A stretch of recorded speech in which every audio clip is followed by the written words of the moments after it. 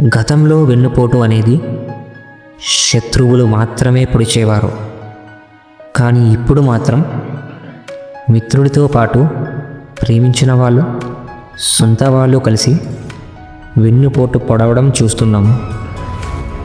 అందుకే నీతో నువ్వు బ్రతుకు. ఇక్కడ ఎవరు కూడా నీవారు కాదంటారా?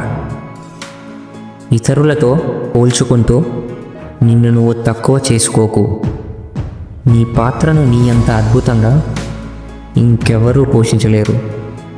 గుర్తుంచుకోండి, కష్టాలు ఏవైనా ఒంటరిగానే ఎదుర్కోవాలి. ఇంకా నిర్ణయాలు ఎప్పుడూ కూడా నిశ్శబ్దంగానే తీసుకోవాలి. మన ప్రతి కదలికను బయటకు పరిచయం చేయవలసిన అవసరం లేదు. ఇంకా అలా చేస్తే ఏం జరుగుతుందో మీకు తెలుసు. బంధం అనేది నాదే కదా అని నిర్లక్ష్యం చేస్తే చేయి జారిపోతుంది. ఇక నాకే సొంతమని పట్టు బిగిస్తే విరక్తి చెంది చచ్చిపోతుంది. గుర్తుంచుకోండి, ప్రతిదీ కూడా మనకు ముందే చెప్పి జరగదు.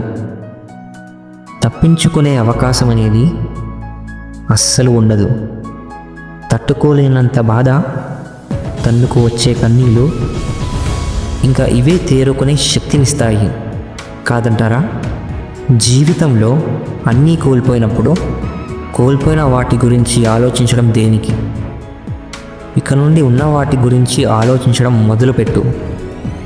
ఇక ముందు కోల్పోకుండా ఉంటావు. మనిషి కోరుకున్నది ఏదైనా పొందలేకపోతే ఎంతో బాధపడిపోతాడు. కానీ కోరుకున్నది సులభంగా లభిస్తే దాని పట్ల నిర్లక్ష్యంగా ఉంటాడు కాదంటారా? పశ్చాత్తాపం ప్రకటించడం అనేది దీనంగా క్షమాపణలు అడగడంలో ఉండదు, ప్రవర్తన మార్చుకోవడంలో ఉంటుంది. గుర్తుంచుకోండి, నిన్ను వదిలించుకోవడానికి తాను ప్రయత్నిస్తున్నప్పుడు తాను లేకుండా బ్రతకడానికి నువ్వు ప్రయత్నించు. అర్థమైందా? అందరినీ విమర్శించేవారు ఎప్పటికీ మనశ్శాంతిగా జీవించలేరు.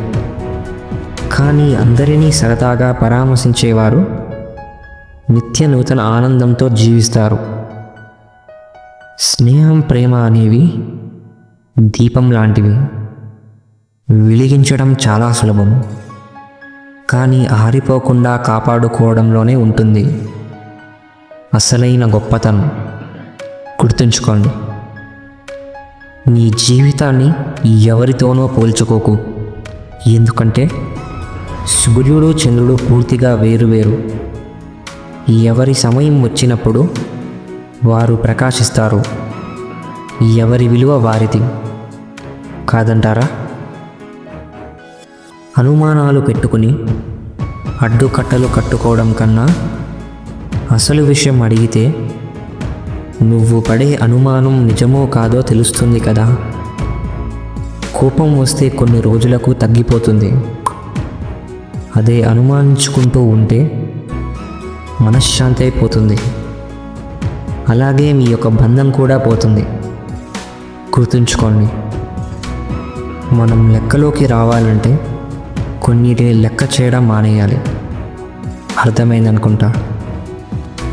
మనిషికి నిలబడడం తేలిక, పరిగెత్తడం కష్టం, అవునా? కానీ మనసుకి మాత్రం పరిగెత్తడం తేలిక, నిలబడడం కష్టం. ఇంకా ఎవరి మనసు అయితే నిలకడగా ఉంటుందో వారి యొక్క మనశ్శాంతిని ఎవ్వరూ దూరం చేయలేరు. గుర్తుంచుకోండి, ఈ ప్రపంచంలో కనిపించే నిజాల కంటే వినిపించే అబద్ధాలకే విలువ ఎక్కువ కాదంటారా? ఈ కాలంలో నమ్మే అంత మంచివారు లేరు, అలాగే నటన రాని అమాయకులు లేరు. జాగ్రత్తగా ఉండండి. గుర్తుంచుకోండి, ఒంటరిగా ప్రయాణించే వారికే బలమైన రెక్కలు ఉంటాయి. అర్థమైందా? పంచదార తీయగా ఉందని ఎక్కువగా తినడం ఆరోగ్యానికి హానికరం.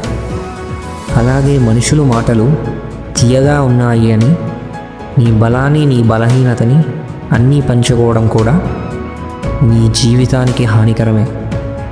ఎందుకంటే నువ్వు అనుకున్నంత మంచివారు ఈ ప్రపంచంలో ఎవ్వరూ లేరు. గుర్తుంచుకోండి. మీకు నచ్చిన మంచి సూక్తుల్ని కమెంట్ చేయండి. అలాగే మా ఛానల్ని సబ్స్క్రైబ్ చేయండి. Thank you for watching.